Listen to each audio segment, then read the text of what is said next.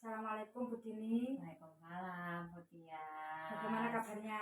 Alhamdulillah baik, Bu Tias. Bu Tias bagaimana? Ya, alhamdulillah juga baik, sehat. Oke. Bu Dini, gini ya. Sebelum saya nanti, kan habis ini kan ada supervisi ya.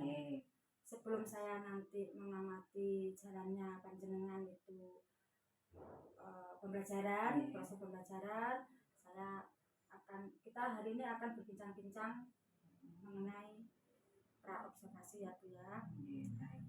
Seperti kita ketahui ya, tujuan supervisi itu untuk mengetahui dan mengevaluasi jalannya proses pembelajaran yang nanti jenengan lakukan. Kemudian kenapa kita hari ini kok melakukan percakapan praobservasi, yaitu sebagai persiapan awal ya Bu ya, supaya nanti panjenengan bisa lebih siap, lebih percaya diri, kemudian bisa memberikan pembelajaran yang menarik dan yang terbaik buat anak-anak kita. Ini Bu Dini, ada beberapa pertanyaan Bu Dini yang ingin saya tanyakan sama jenengan, bagaimana nih persiapannya dalam menghadapi besok ini? Persiapannya insya Allah sudah saya siapkan seperti pembelajaran pada umumnya nih. Tapi yang ini insya Allah ada yang sedikit saya tambahkan di dalamnya gitu ya. Nanti pembelajarannya ini akan berbeda mungkin karena saya masih ingin mencoba pendekatan yang baru. Baik Bu Dini. Jadi mau ditambah ya nanti ya. Berarti nanti pembelajarannya enggak sama dengan kemarin-kemarin ya? Insya Allah enggak sama. Baik Bu Dini. Kemudian ini apa tujuan dari pembelajaran yang akan jenengan lakukan? Tujuannya itu sebenarnya ada 3 ya. Jadi kita itu sebenarnya saya sama Nana ini masuk ke materi tentang awas kuman. Nah di situ saya punya 3 tujuan. Yang pertama nanti anak-anak saya kasih video dan PPT. Nanti peserta didik diharapkan dapat mengidentifikasi perbedaan antara makanan bersih dan makanan kotor dengan bernalar kritis. Kemudian yang kedua, nanti anak-anak akan saya buat menjadi kelompok. Nah, nanti saya harapkan peserta didik ini dapat menjelaskan pentingnya menjaga kebersihan makanan dengan bergotong royong. Kemudian yang ketiga itu ada kegiatan memilah gambar makanan. Jadi nanti peserta didik itu saya harapkan bisa memilih makanan yang sehat dan bersih untuk dikonsumsi gitu secara mandiri.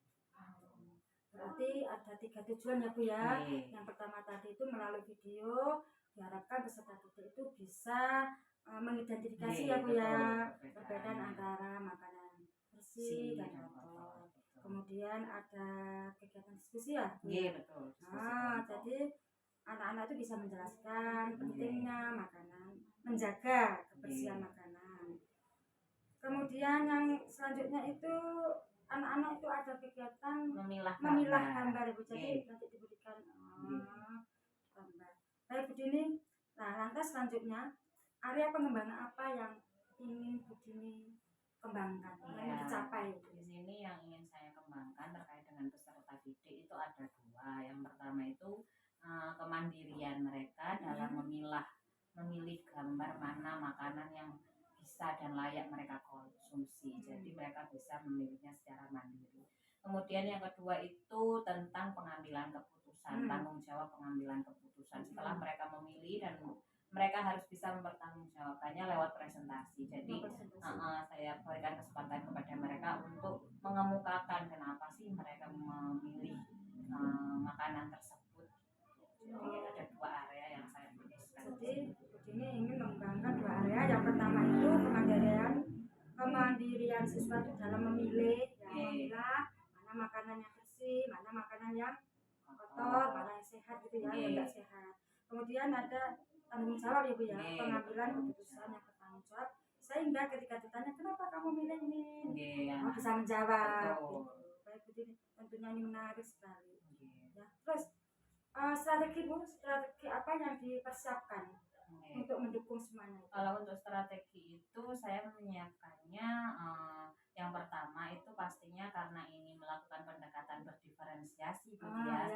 Jadi saya harus menyiapkan kontennya kontennya. Oke, kontennya itu berupa video yang pertama ya. tentang itu masalah makanan bersih dan makanan kotor, kemudian PPT juga di dalamnya situ. Kemudian saya juga mengajak anak-anak untuk nanti ada kegiatan pasar-pasaran. Jadi saya ajak anak-anak bagaimana caranya berbelanja ketika mereka diberikan tugas, mereka bisa memilih sendiri. Nah, itu tadi. Kemudian yang ketiga itu saya memberikan lembar kerja kepada anak-anak. Ya, Bu ya. Jadi diferensiasinya bisa masuk ke proses dan produk gitu. Sekaligus ya Bu ya. Ada kontennya, ada proses dan ada produknya. Tentu saja nih berintegrasi ya Bu ya sama apa?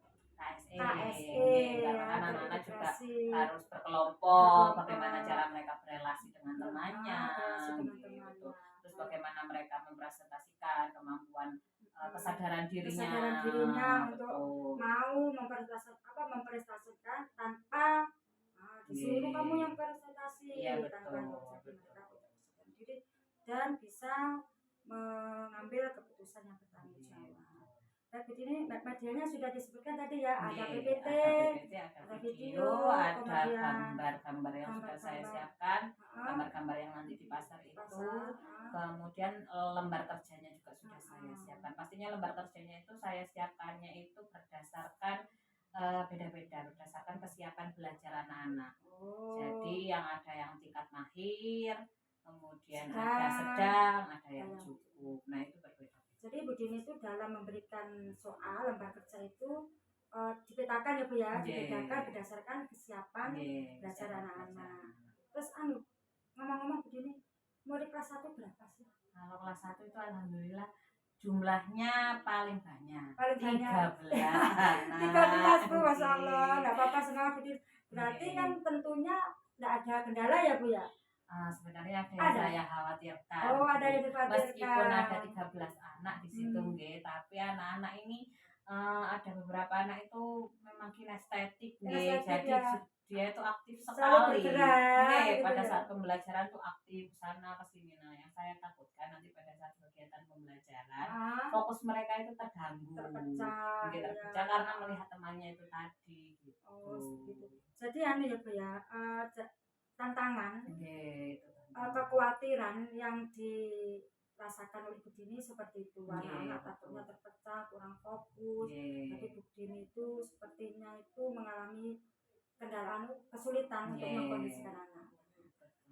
Baik Bu Dini, saya berharap ya jenengan nanti bisa mengkondisikan anak-anak, bisa menampilkan atau memberikan pembelajaran yang terbaik lah untuk anak-anak. Terus rancangan atau model pembelajaran yang sudah disiapkan sedemikian rupa sama Bu Dini, saya berharap bisa terlaksana dengan maksimal besok. Rencananya kapan Bu Dini? Besok gimana? Besok. Hari Kamis ya, hari Kamis. Tanggal 17 kalau nggak salah. Di jam? Boleh jam kedua aja. Jam kedua. Setelah GSM.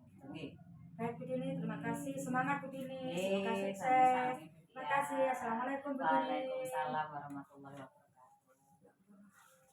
Kurang mandi Bu Dini.